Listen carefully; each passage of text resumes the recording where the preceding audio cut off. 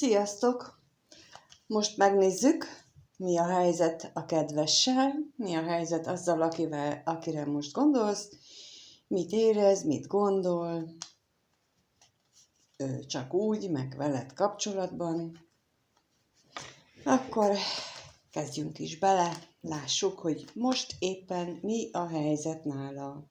Úgy általában véve, mi van vele, milyen körülmények vannak körülötte, mi a helyzet vele. Erre kérdezünk rá, hogy mi a helyzet vele most.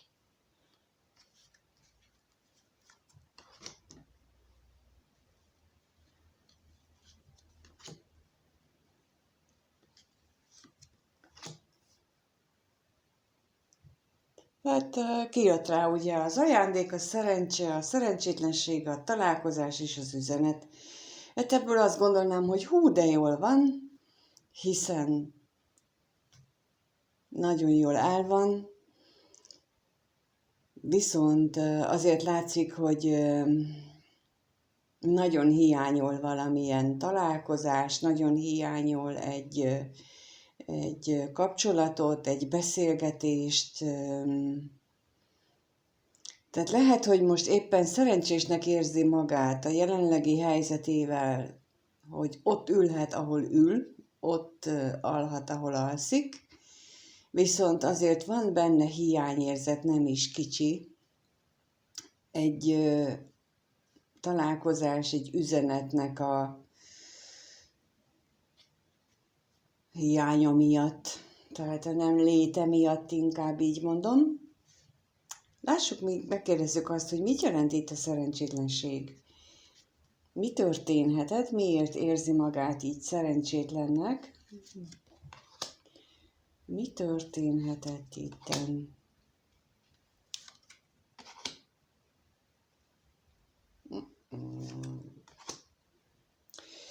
Kijött rá a halál, a bosszúság, az özvegyasszony és a ház. Valószínűleg ott, ahol ő most él, ott olyan változások történtek, hogy elég sok veszekedést indukált egy idősebb nő miatti helyzet, inkább így mondom.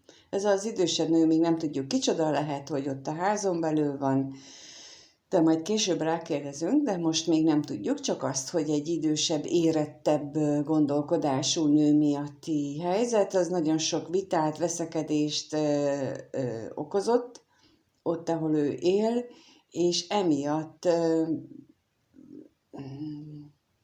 megváltoztak a dolgok, emiatt fordul szerencsétlenségbe az ő élete, legalábbis jelenleg így van ez a helyzet nála. Jó. Miért érzi szerencsésnek magát? Még azt is megkérdezzük, mert hogy a szerencsétlenséget azt értem, de miért érzi szerencsésnek magát?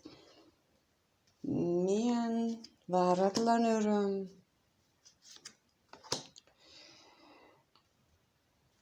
Kijött rá a váratlan öröm, a hamisság és a gondolat, amiből és rákérdeztem, hogy mire vonatkozhat ez a betegség, vagy a gondolat, és arra kijött a betegség. Tehát amiből nekem az jön, hogy azért érzi magát szerencsésnek, mert hogy kiderültek olyan gondolatairól, amiket eddig magában így betegesen igaznak hitt, inkább így mondom, betegesen igaznak hitt gondolatairól kiderültek, hogy nem igazak. És ez ilyen felszabadítóan hatott rá.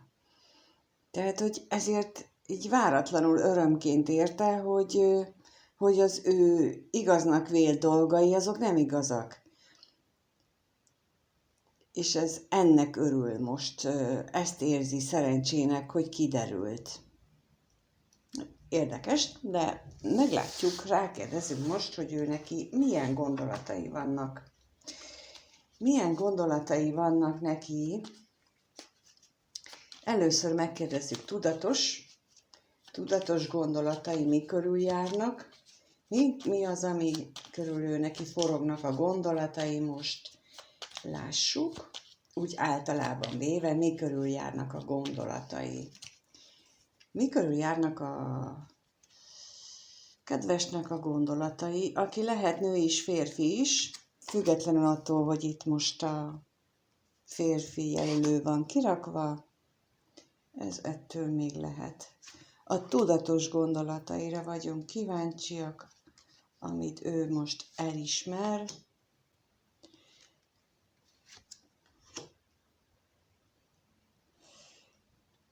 Kijött rá a találkozás, a hűség, az özvegyasszony, a bosszúság és az özvegyember.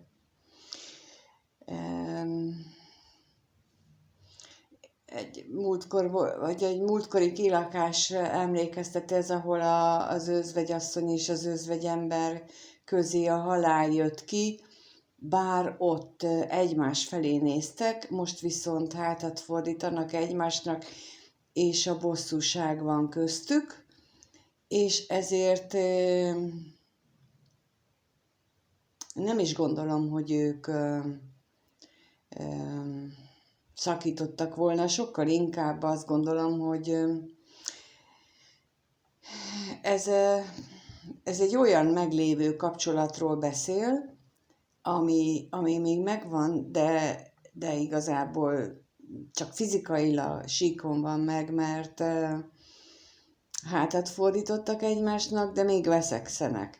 Tehát, hogy úgy veszekednek, hogy veszekedni csak úgy lehet, hogyha együtt vagyunk, és ez egy olyan kapcsolatra utal, és most a gondolatai ezt nekem nagyon erősen ebből jön, hogy körül vannak a gondolatai, és a másik gondolat pedig egy találkozásra vonatkozóan vannak, és a hűség itt most, nem is tudom, az özvegyasszony felé gondolom, hogy ő hűséges. Tehát lehet, hogy ő pillanatnyilag itt most a gondolataiban az özvegyember az ő magányos életét jelenti, arra utal, és az özvegyasszony az ő párja, akivel együtt van, mondjuk, vagy az édesanyja, vagy a női rokona, akihez viszont hűséges, de nem tudja elviselni, mert hátat fordít neki, és veszekszenek, viszont nagyon szeretne egy találkozást. Úgyhogy rá is kérdezünk itt, hogy mit jelent itt ez a találkozás, mire gondol ő, amikor a gondolataiban egy találkozásra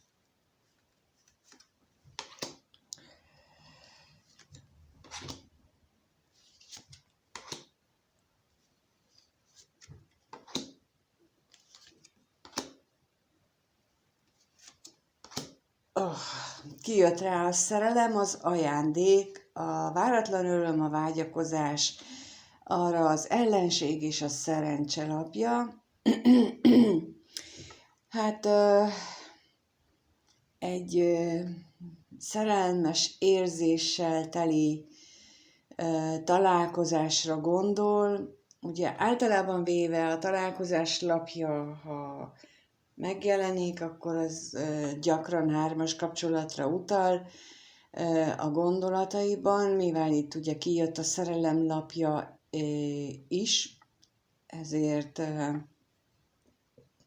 nem munkajellegű találkozásról van szó, és nagyon vágyakozik arra, hogy ez a találkozás létrejöjjön, és valami szerencsének kellene történnie ahhoz, hogy az ő vágyakozása az teljesüljön, gondolja ő a tudatos gondolataiban, mert hogy egyelőre nem látja esélyét ennek, hogy létrejön ez a találkozás. Lássuk, mit jelent itt a bosszúság, mi az a veszekedés, mi ez, ami őt ennyire aggasztja. Mi az, ami őt ennyire aggasztja?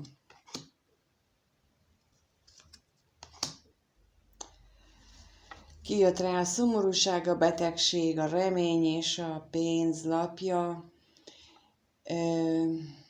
Enyhe kifejezés az, hogy ennyire aggasztja, depressziós tőle. Konkrétan már magába fordulóan depressziós ettől a helyzettől, de a remény az nagyon-nagyon-nagyon erős benne.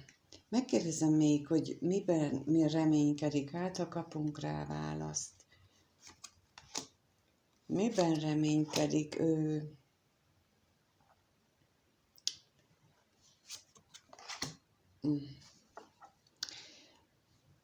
Kijött rá a féltékenység, az állandóság és a kevés pénzlapja.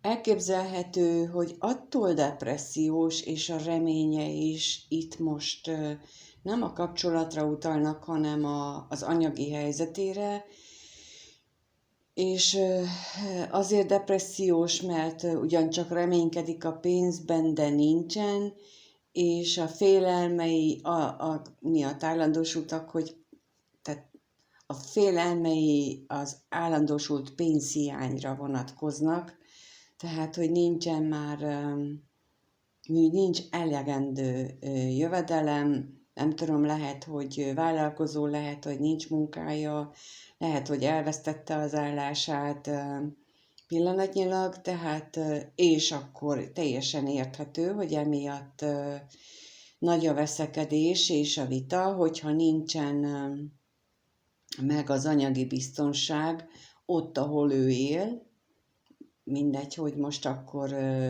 az özvegyasszony itt most a társát jelenti, az anyját, vagy bárkit a környezetében, akiért ő felelősnek érzi magát, de itt a gondolatait nagyon lefoglalja ez, hogy ez a félelem, ez a depresszióvá mélyült szomorúság attól, hogy nincs elég jövedelem. Jó, lássuk akkor az ő tudatalatti érzéseit, hogy mi van az ő tudatalattiában, mert itt most a tudatos szinten is megjelent már az érzései, tehát az, hogy ő vágyakozik egy szerelmes találkozás iránt, nagy benne a vágy és az érzelmek is, viszont a tudatos gondolatait anyagi dolgok is lefoglalják, de egyébként milyen gondolatok azok, arra vagyok még kíváncsiak, hogy milyen gondolatok azok, amelyeket ő nem akar, amivel ő nem akar foglalkozni. Tehát leszorítja, lenyomja magában, nem akar vele foglalkozni. Mivel nem akar ő igazából foglalkozni? Mi az, amivel ő nem akar foglalkozni, és ezért a tudatalattiába száműzte? Hát nem is csodálkozom rajta, mert kijött rá a szerencsétlenség, a levél, a bíró, a féltékenység és a váratlan öröm. És ezek alapján nekem az jön, hogy történt valami olyan kommunikáció, ami hát nem túl jól alakult, mondhatnám így is, hogy egy szerencsétlen beszélgetés volt korábban az életében, ami után született egy döntés, és ez a döntés, ez tele van, a döntés következménye, tele van félelemmel, aggódással, hogy most akkor ezután lesz-e valami pozitív változás az életében. Jó, megnézzük azért, mi ez a szerencsétlenség, hogy mi volt ez a szerencsétlen kommunikáció, írásos vagy szóbeli.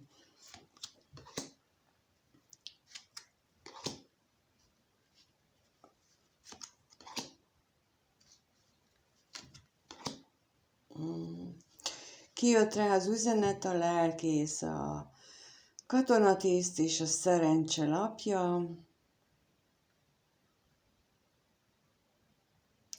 Lehetséges, hogy ez egy szerződés volt, például vagy munkaszerződés, ami szerencsétlenül alakult, vagy egy ingatlan szerződés, ami nem túl jól alakult, bár amikor megcsinálták, akkor úgy tűnt, hogy ez nagyon jó lesz, nagy hasznot fog hozni, tiszta szívéből örült neki, de nem úgy alakultak a dolgok. Lássuk itt a bírót, mit jelent a bíró, ami a tudatalatti gondolatainál megnyilvánul. A bíró lapja mire vonatkozik?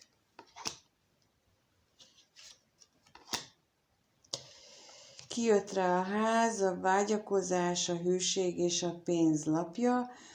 Ez lehet az, amit elkezdtem az előbb, tehát hogy lehetett esetleg egy házzal kapcsolatos szerződés, ami nagy haszonnal kecsegtetett, és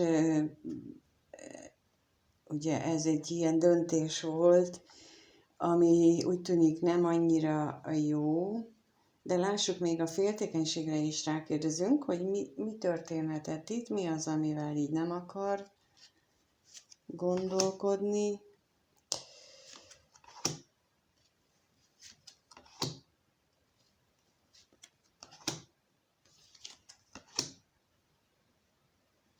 Aha. Kijött rá a házasság, az utazás, a hamisság, a bosszúság és a szerelem lapja. Hát azt nem akarja beismerni, hogy vannak benne, illetve ha ő kapcsolatban él, akkor a kapcsolatban vannak veszekedések, ugye az előbb az jött ki, hogy a pénz miatt, a tudatos gondolataiban, de nem csak a pénz hiánya miatt vannak itt veszekedések, hanem amiatt is, hogy ez ilyen nyílt titok az ő szerelmetes érzései. Úgy tűnik nekem,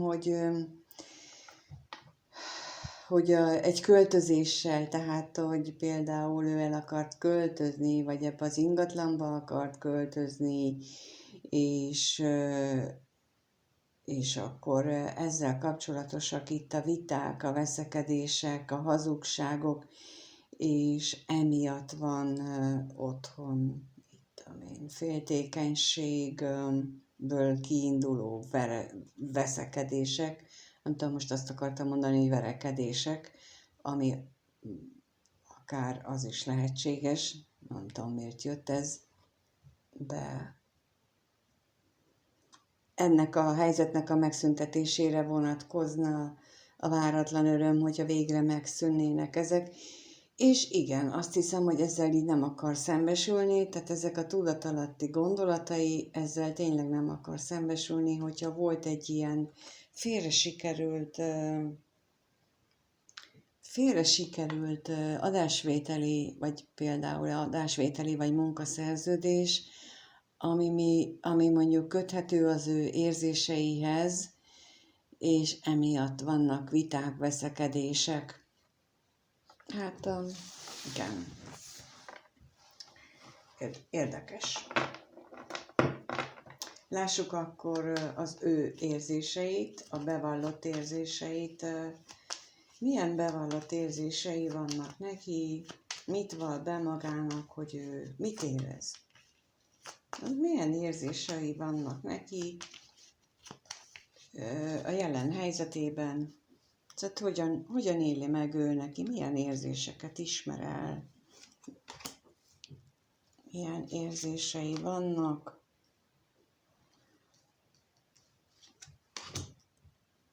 Milyen érzései vannak, amit ő bevall magának. Kijött rá a tolvaj, a pénz, a halál, a gyermek és a betegség. hát nagyon anyagi síkon vannak az ő érzései, amiket ő hajlandó elismerni, és megint arra vonatkoznak, hogy nincs pénz, hogy eltűnt elvitték az ő anyagi biztonságát, az ő kincseit, az megszűnt, és hogy most mit csináljon, szinte belehal ebbe, de belebetegszik az mindenképpen. És ha van gyereke, akkor a gyermeke iránti érzései azok kicsit jobbak, bár az is lehet, hogy már betegesen ragaszkodik a gyermek, vagy kapaszkodik a gyermekbe. Lehet, hogy ez az egyetlen olyan érzés, amit még őszintének érez magában. Lássuk, mit jelent itt a tolvaj. Mit jelent itt a tolvaj? Mi az, amit meglopták? Mivel lopták őt meg?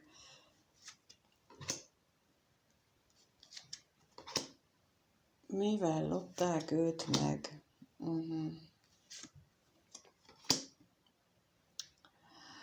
Kijött rá a találkozás, a házasság, a vágyakozás, az utazás és a katonatiszt, és akkor itt arra vonatkozik, hogy az ő régóta meglévő kis találkozásait, randiait, ami hát eléggé a testi vágyakon alapult, azok megszűntek. Meglopták őt, és ez őt igen rosszul érinti. És mit jelent itt, ezt vallja be magának? Mit jelent itt a halál? Megnézzük itt, hogy mit jelent a halál.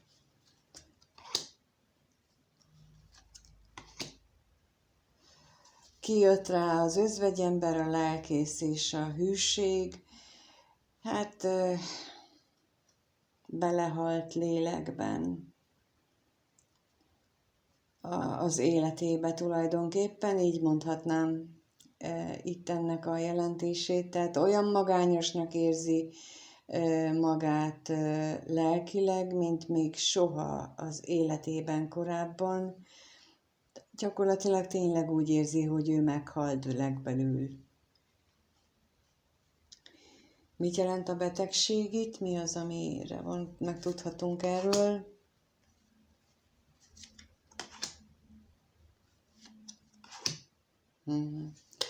Kijött rá a szerelem, a levél és a szerencse lapja. Hát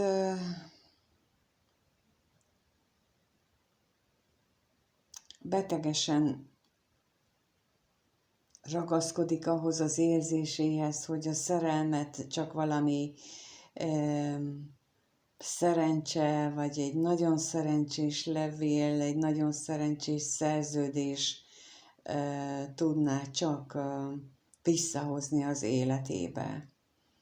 Tehát, hogy ezek az érzések vannak ő benne, amit bevall. Valójában ezek nem is érzések, a magányt leszámítva, a többi az inkább a gondolatba sorolnám én a gondolatának a folytatásaként, amit megenged magának, akkor így fogalmaznék, hogy ő ezeket az érzéseket engedi meg magának, ami igazából még nem érzés, a magányt leszámítva. Tehát a magányosság érzése az valóban az, de a többi az hát agyból van. De most megnézzük, hogy mi van az ő tudat alatti érzéseiben, amit nem mer bevallani, amivel nem mer szembenézni, milyen érzések vannak az ő tudatalattiában. Az ő tudatalattiában milyen érzések vannak az ő tudatalattiában, és ki akart esni a halál is, úgyhogy őt is kint hagyom. Kijött a szerencsétlenség, az özvegyasszony, az özvegyember, a remény, a kevés pénz és a halál lapja. Hát ez megint egymás mellett, de most már nincs köztük semmi sem, egymásnak hátat fordítva az özvegyasszony, özvegyember, tehát az egybetartozó páros hátat fordított egymásnak, és hát nagyon szomorú dolgok történtek ezzel a szerencsétlenséggel, és az özvegyasszony is abban néz bele, tehát mind a ketten úgy gondolják, hogy úgy érzik, ez tudat alatt biztosan érzi mind a kettő, hogy ez nagyon nagy szerencsétlenség történt, de itt a remény, bár kevés esély van a reménynek a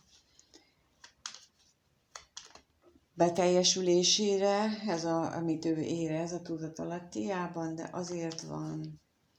Én a halálra vagyok kíváncsi, hogy mit jelent itt a halál az ő be nem ismert érzései között, a rejtegetett érzéseiben.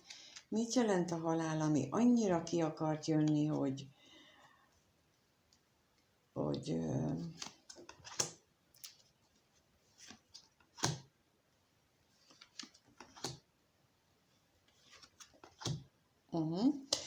ajándék, szerencse, ellenség, hűség.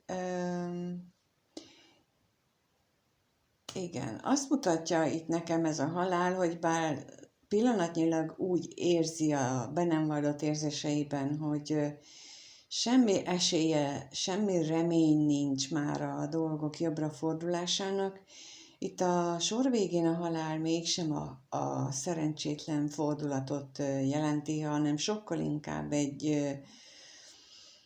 pillanatnyilag még teljesen elképzelhetetlen fordulatot mutat, egy nagyon szerencsés, pozitív fordulatot, ami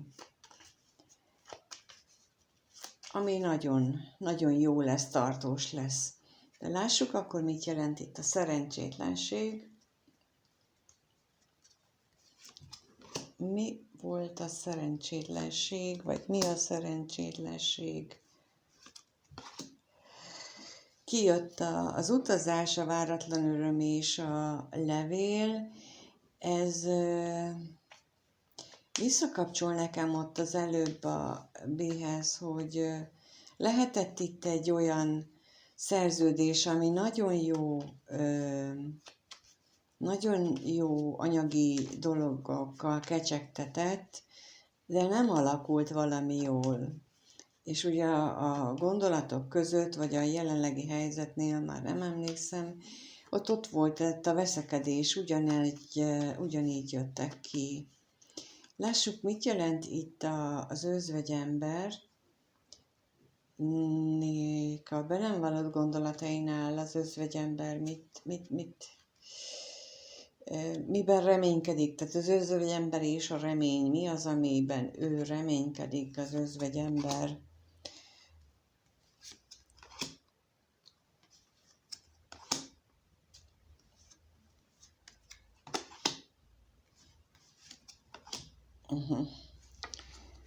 Házasság, féltékenység, pénz, veszteség és lelkész lapja. Hát ő abban reménykedik, hogy itt ez a tartós kapcsolat, egy tartós kapcsolat, akkor inkább így mondom, ott a félelmei nem igazolódnak be, és az anyagi veszteség, illetve a lelki veszteség is azért helyreáll, és ugye lehet, hogy erre vonatkozik a sor végén a halállapja, ami azt mutatja, hogy bizony itt egy nagyon pozitív változás következik be, de ezt nem mutatja így nekem a halállapja, hogy most ezzel a szerződéssel kapcsolatosan, vagy pedig ez a lelki veszteséggel kapcsolatosan, ezt ebből én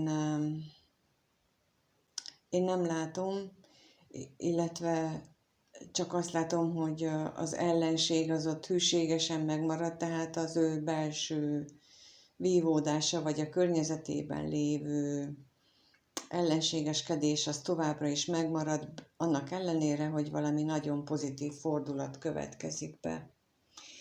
Jó, hát akkor lássuk. A következőben rákérdezünk arra, hogy mit lehet tudni veled kapcsolatosan, milyen gondolatai vannak veled kapcsolatosan, mi az, amit veled kapcsolatosan gondol ő. Gondol-e rád egyáltalán? Ha igen, akkor hogyan gondol rád?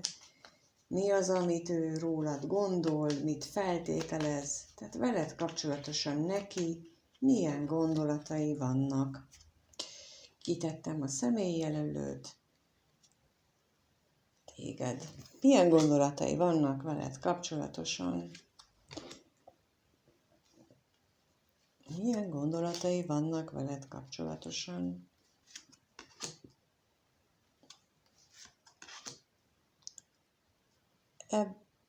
Kijött a féltékenység, a gyermek, az ellenség, a lelkész és a váratlan öröm. Lehet, hogy egy új kezdeten gondolkodna,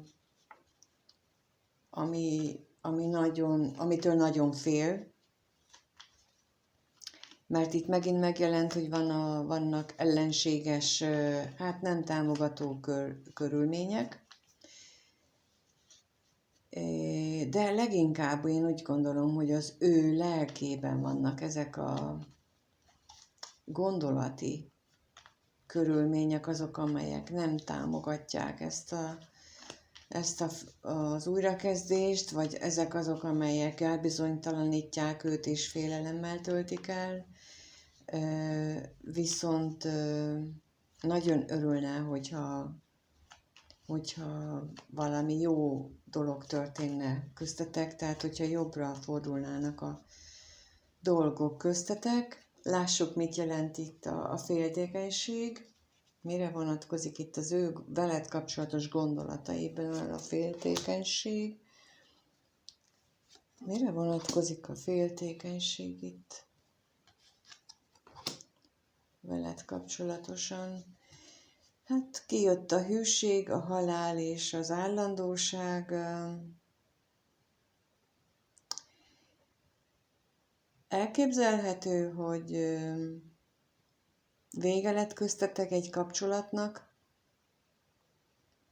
és attól fél, hogy ennek most már örökre vége, és mint mondtam, hogy fél, hogy nincs újra kezdésre lehetőség. Ezek az ő belső lelki félelmei, és itt ugyanúgy a halál és az állandóság és a hűség lapjával nekem ugyanerre gondolok, hogy ő úgy érzi, hogy ez végleges. Tehát ezen nem lehet változtatni már. De lássuk, mit jelent itt az ellenség. Az ellenség az ő gondolataiban. Az ő gondolataiban az ellenség. Kijött rá a gondolat, az özvegyasszony és a szomorúság. És azt gondolom, hogy ő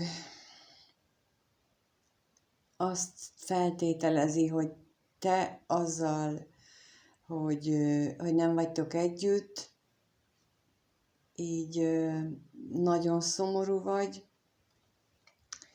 és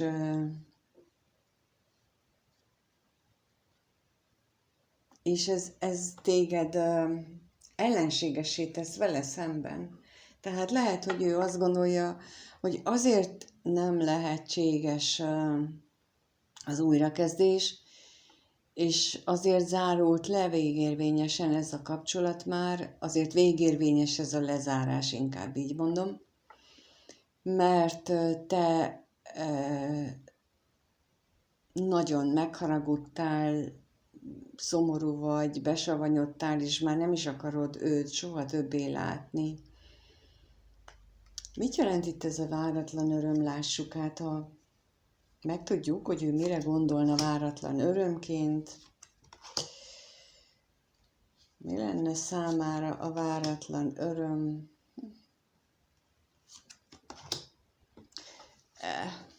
Kijött az üzenet, a kevés pénz, a levél és a sok pénz. Az lenne az öröm, ha legalább beszélni tudnátok. Nem látja esélyét annak, hogy ez megvalósulhat, de nagyon szeretne veled beszélni. Nagyon szeretne veled beszélni.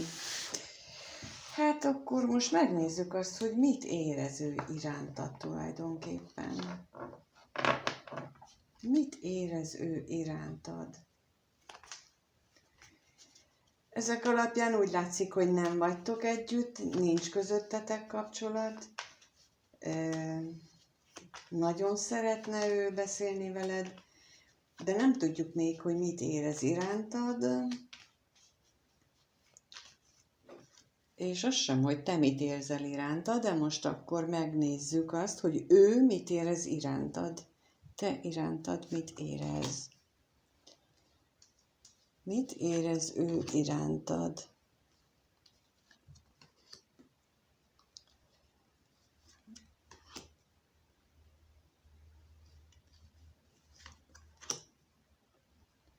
Kijött a lelkész, a szerencsétlenség, a házasság, a katonatiszt és az üzenet. Hát ő mély lelki kapcsolatot érez, amit úgy érez, hogy ez egy nagyon szerencsétlen időben, vagy szerencsétlen találkozás volt, mert lehet, hogy ő már akkor házas volt, lehet, hogy ő neki akkor már volt tartós kapcsolata, és csak egy ilyen, hát vagy plátói kapcsolódásra volt lehetőségetek, vagy egy harmadik feles kapcsolatra. Minden esetre nagyon mélyen kötődik hozzád, érzéseit tekintve, és lássuk, hogy mit jelent, megkérdezzük, és mit jelent itt a szerencsétlenség. Mit érező szerencsétlenségnek?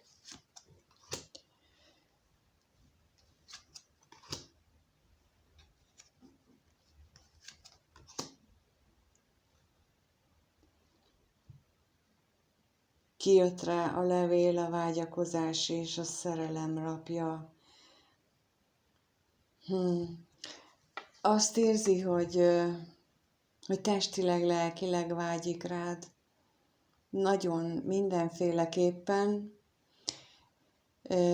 minden szinten vágyik rád.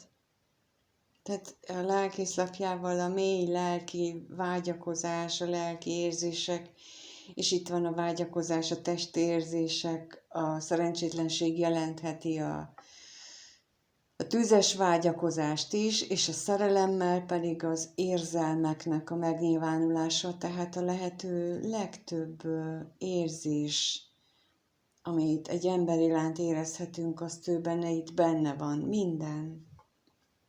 Mit jelent a házasság lapja akkor? Megkérdezzük, hogy mi az ő veled kapcsolatos érzéseiben a házasság.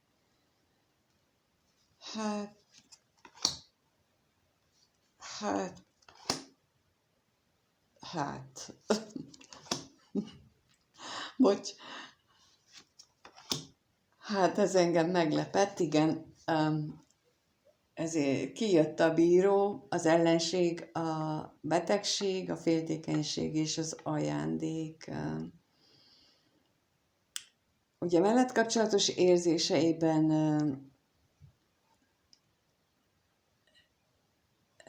ez egy vállás lapja, tehát a házasság bíró lapja az egy elválást jelent. ugye az előbb már kijött az, hogy megszűnt köztetek, feltételezhetően megszűnt a kapcsolódás, de azt is jelentheti a veled kapcsolatos érzéseiben, hogy az ő válását külső körülmények akadályozzák, és nagy félelmei vannak a tekintetben, hogy ő megmerje lépni például a válást.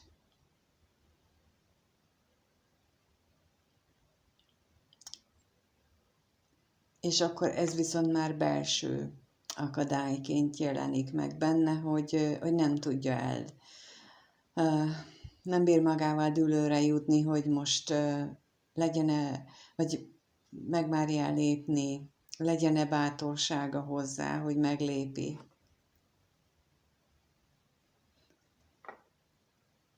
Igen. Lássuk, hogy te mit szeretnél. Megnézzük azt, hogy te mit szeretnél. Még vele kapcsolatosan. Neked vele kapcsolatosan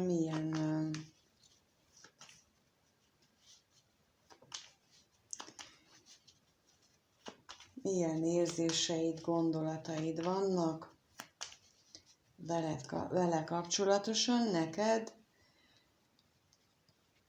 Te mit szeretnél vele, mit szeretnél ezzel a kapcsolattal?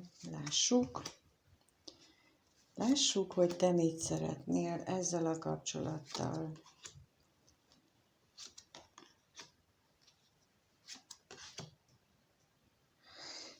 Kijött az örvendezés, a gondolat, a szerencse, a találkozás és az özvegyember.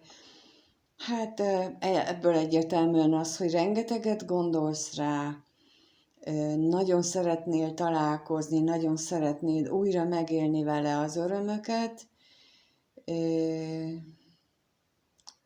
bár szerinted is szerencsére volna szüksége ahhoz, hogy ez megtörténjen, és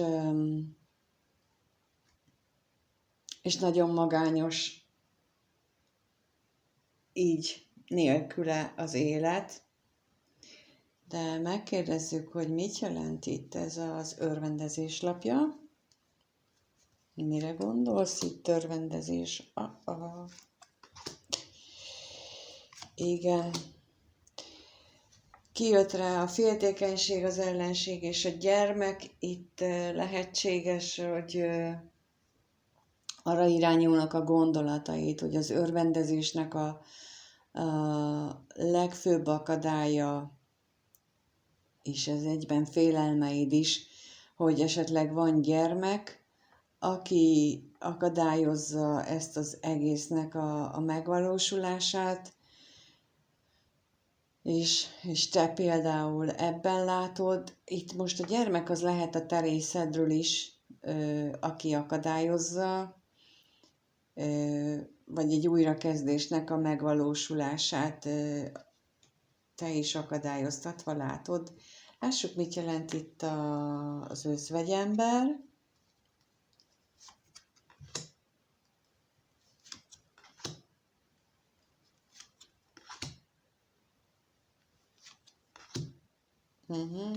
Kijött a hűség, a bosszúság, a házasság és az utazás lapja. Hát azon gondolkodsz, vagy te úgy látod ezt az egészet, hogy ahhoz, hogy itt ez a te reményeid, az örvendezéssel kapcsolatos reményeid teljesüljenek, ahhoz kellene egy költözés, például az, hogy itt elköltözzön, és kitartson emellett a gondolat mellett, és ne hadakozzon ellene, és ne legyenek ebben köztetek viták, vagy valaki mással neki vitái ebbe a költözés miatt, és Hát elég sok akadályt látok, vagy gondolsz te így ebbe az egészbe, kapcsolódásba bele. De érdemes esetleg ezen neked gondolkodnod? Lássuk, mit jelent itt a szerencse? Van-e esélye ennek a szerencsének, hogy ez megvalósul, a te kívánságod, a te gondolataid? Lássuk, mit jelent itt a szerencse, hogy van-e esélye a változásra, vagy a megvalósulásra, a remény.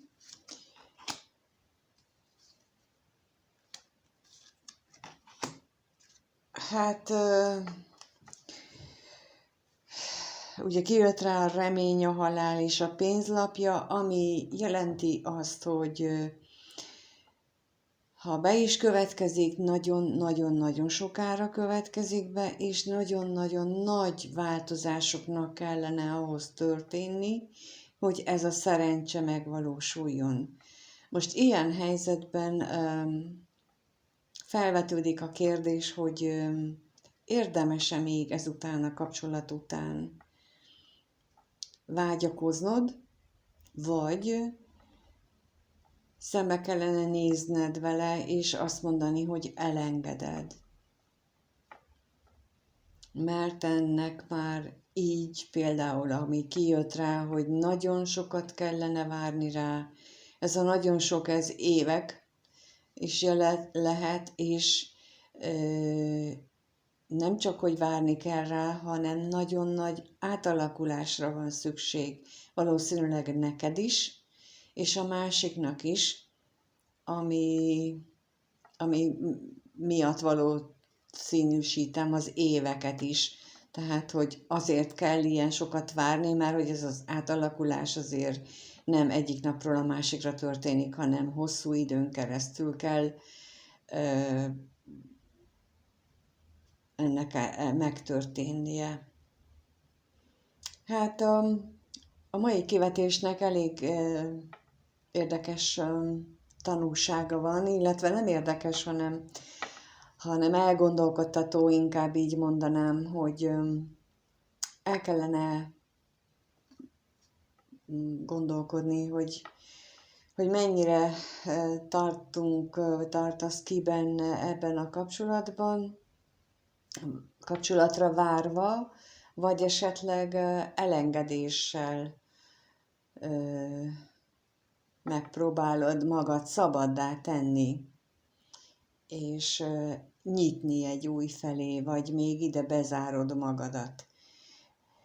Úgy is bezárhatod, hogy nekiállsz önfejleszteni, és ezt a halál pénzlapját, ezt így valósítod meg, és a konklúziója ennek az egésznek, mind a kettőtök részéről ez a feladat, ez a cél, hogy nekiállni és változtatni a saját dolgaitokon, és akkor a szerencse is mellétek pártolhat, hogyha ezt így elkezditek és megteszitek. Köszönöm, hogy itt voltatok, megnéztétek, köszönöm, ha lájkoltok és feliratkoztok, és köszönöm, ha megírjátok a véleményeteket, azt is, hogy elgondolkodtok ezen a változtatáson, az elengedésen, tehát egyáltalán, hogy milyen cselekvésre ösztönöz, vagy nem ösztönöz benneteket ez a mostani lapok. Köszönöm, minden jót kívánok mindenkinek, sziasztok!